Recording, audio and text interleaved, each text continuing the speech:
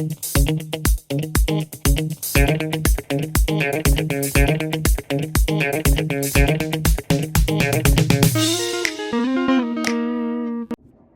there, it's me again.